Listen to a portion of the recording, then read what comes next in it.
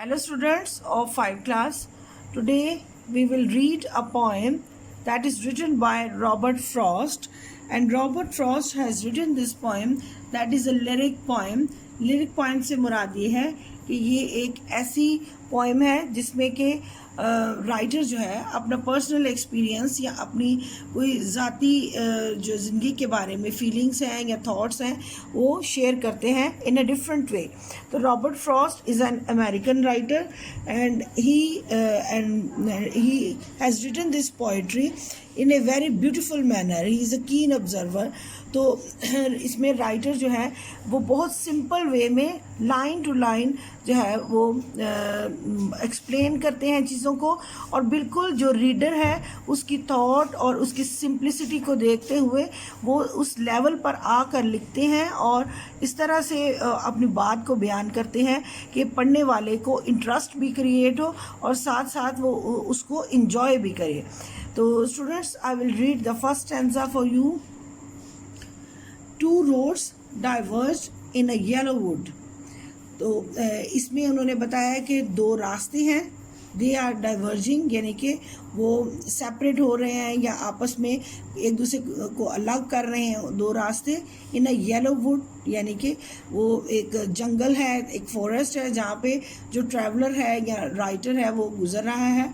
तो in yellow would say मुराद ये है ऑटम सीजन है.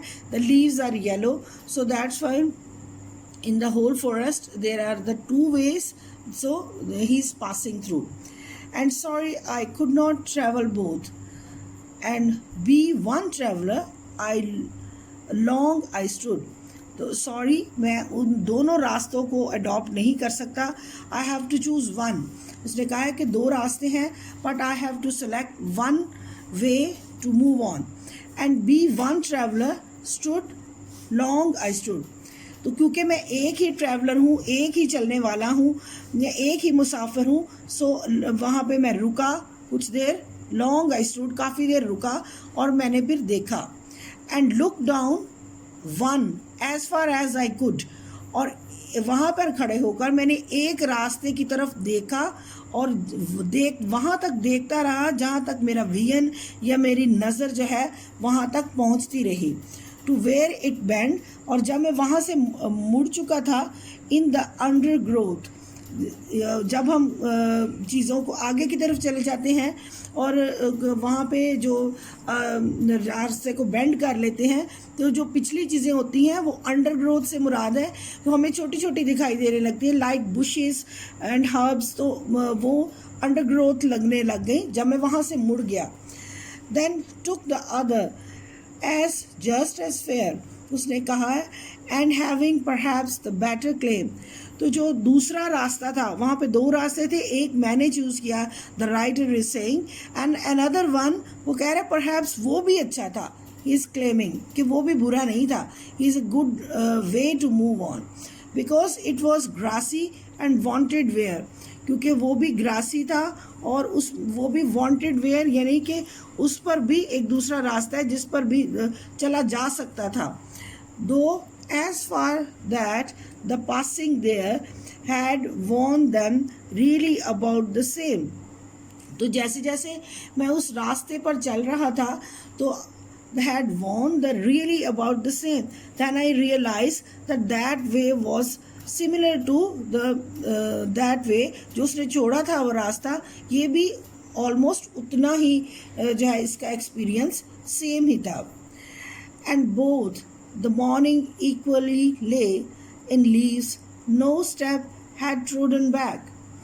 Oh, I kept the first for another day, yet knowing how way leads on the way, I doubted if I should ever come back. इसमें यहाँ पे मुराद ये है, बोथ से मुराद है दोनों रास्ते, उनमें से एक उसने चूज़ किया. And both the morning equally ले. तो दोनों रास्ते जो थे वहाँ पर एक ही तरह का वे था और एक ही तरह की ग्रास थी और एक ही तरह के हर्ब्स और माहौल जो था वो सेम ही था. In leaves no steps had trodden back.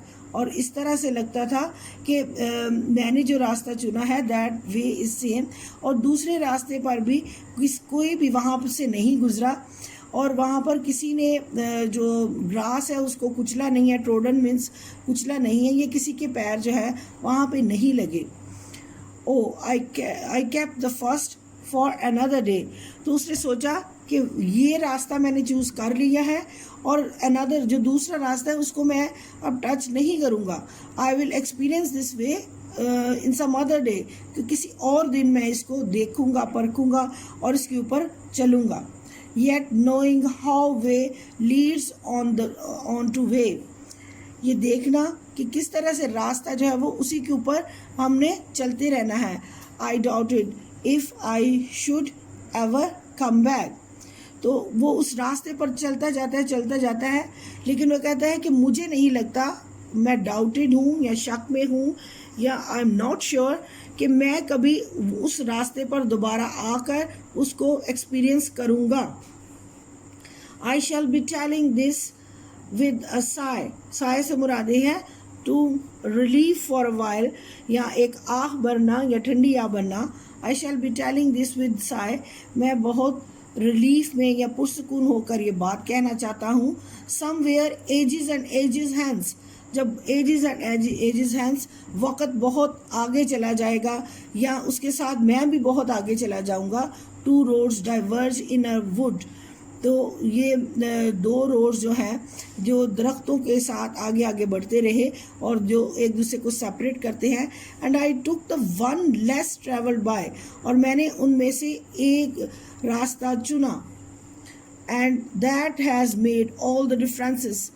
Students, these two lines are most important and very specific in this poem.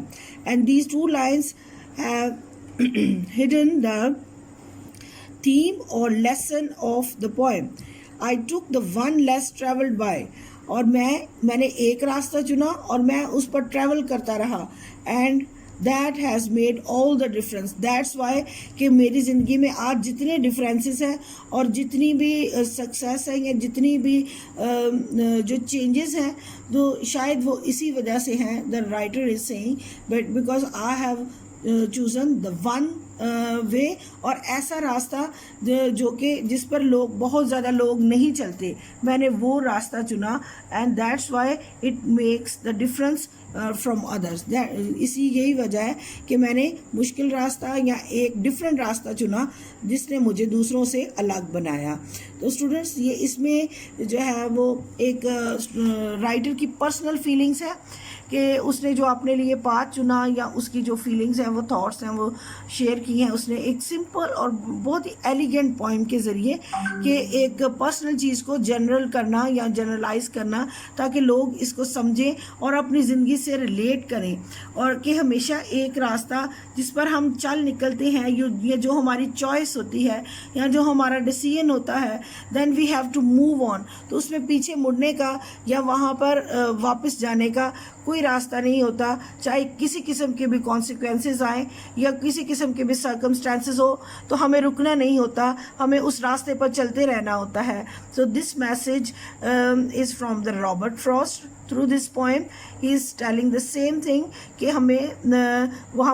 हमारे पास ऑल्टरनेट नहीं होता, चाहे भी कितनी भी डिफ़िकल्टीज़ आएँ, कि हम इस रास्ते को रिप्लेस करके दूसरे पर चलना शुरू कर दें। अगर हम इस तरह की चॉइसेस करेंगे तो हम पहले रास्ते से भी डिट्रैक्ट हो जाएंगे।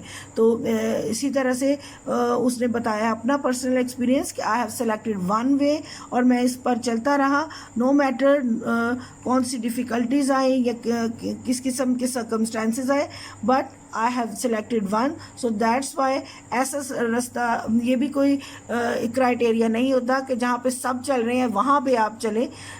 You can make another way, अपना कोई रास्ता, अपना कोई डिसीजन ले सकते हैं, लेकिन जो भी डिसीजन लें उसमें आपको कंसिस्टेंट रहना होता है और उसमें चलते रहना होता है, और उसकी सारी जितनी भी जो सोबतें हैं या डिफ़िकल्टीज़ हैं उनको फेस करना होता है, ताकि एक दिन वही आपकी इंडिविजुअलिटी बन जाए, वही आपको दूसरों से डिफरेंट करे, और जिसकी वजह से जो है वो everyone appreciate you. So it has a very deep meaning, it has a very beautiful meaning, and you have to do the reading at home, or next day we will do the exercise. Okay, goodbye, take care.